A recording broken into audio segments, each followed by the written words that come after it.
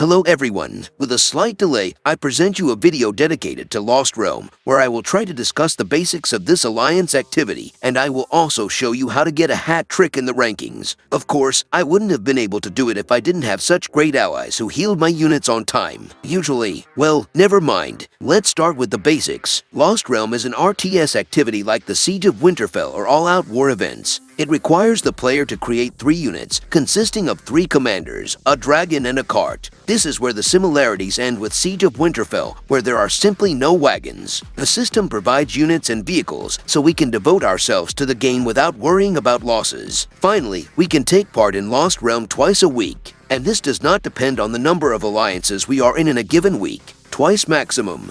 And that's it. Limiting the number of tickets has its advantages and disadvantages. The biggest downside, for me, is the amount of ore to reforge weapons. Thousands are not enough. However, the advantage is the fact that a player who could afford to constantly beat the Urux dragon during a week would make the entire green site to the maximum level. Or rather, this was not the creator's intention. There is a limitation and there is not much you can change about it. Why did I mention weapon reforging ore and green site? After all, these are 2 separate systems. The main reward for defeating a selected Lost Realm boss is a glory medal chest, in which we can find one of the medals for green site. However, ore for reforging weapons is provided to the top 3 players in the damage and healing rankings. There are no rewards for damage taken, unfortunately, but then I would probably feel too good. Okay, let's get back to the Lost Realm itself. To activate this activity, the kingdom to which the alliance belongs must be open for 180 days. This is not a very long time, so alliances composed of players with only this level of experience may have trouble defeating bosses on the normal difficulty level. The practice difficulty level has been developed especially for them, where they can gain practice and slowly move up to higher levels of difficulty. Yes, each of the 3 bosses has 4 difficulty levels, including practice, in order normal, expert, and epic.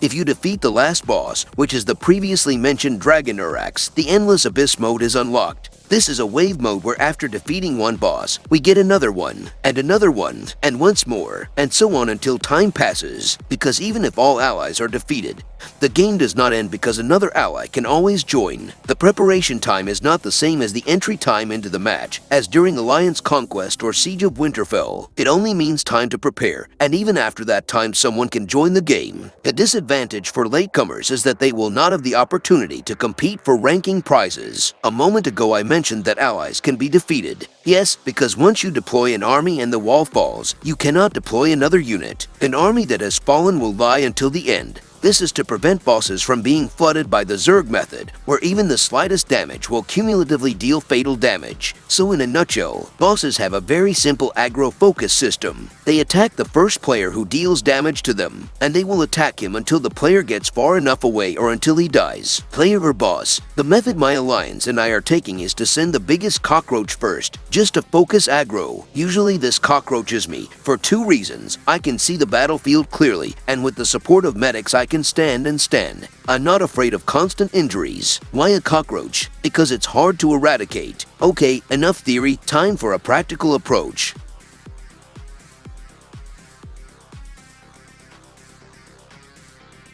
As you can see, I'm going first while the rest of the alliance waits. Being the main target and having a view of the entire battlefield, I focus on his aggro while having 2 of my armies equipped with medical vehicles on standby. As long as they have grain provided by the system, the 2 units do not engage in battle, but stay away. At the same time, I renew the resilience that I need to survive. Each loss of resilience reduces the damage I deal while increasing the damage I take. And it is lost by attacking and moving, so the loss is continuous and cannot be stopped. Why don't I have a car at the main ward? Because it would slow me down, not to mention going into logistics where I would get damage reduction. And I don't need that. When it comes to the selection of commanders, bosses in Lost Realm are resistant to crowd control. Any effects that increase the damage they take, prevent healing, or even reduce defense do not work. Therefore, it is good to focus on pure damage or increasing your parameters. The ability to heal a unit, which Anna provides, or the area healing ability that Marguerite has, is also useful.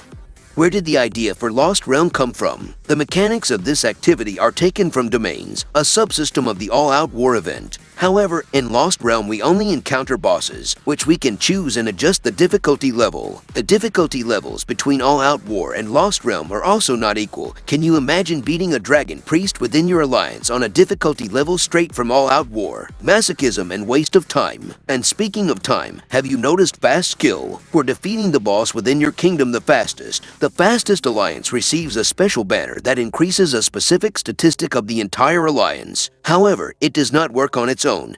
It must be placed on the world map. Fortunately, once it stands, it doesn't require much, and you don't need a huge amount of alliance supplies to put it up either. At the very beginning I mentioned the hat trick in the rankings. I'm already explaining the basic principle, activity. If you want to rank high in both important rankings, i.e. healing and damage dealt, you need to be active. Of course, medical vehicles are also needed, but one cannot guarantee a podium finish. Having 3 armies, it is difficult to divide them properly between attackers and healers, but maintaining the proper selection of commanders is not impossible. If we focus on offense, we can get into serious trouble, but if we focus on healing, we will run out of damage. A good combination is to have one team strictly focused on damage, one purely medical with a long range, and the third one mixed with a survival focus. This gives you the opportunity to maneuver in any circumstances. Of course, if we do not have epic commanders like Jamie, Annie, or Margery, we can use F2P commanders, for example Sansa, Soren, or Mengo, depending on the situation.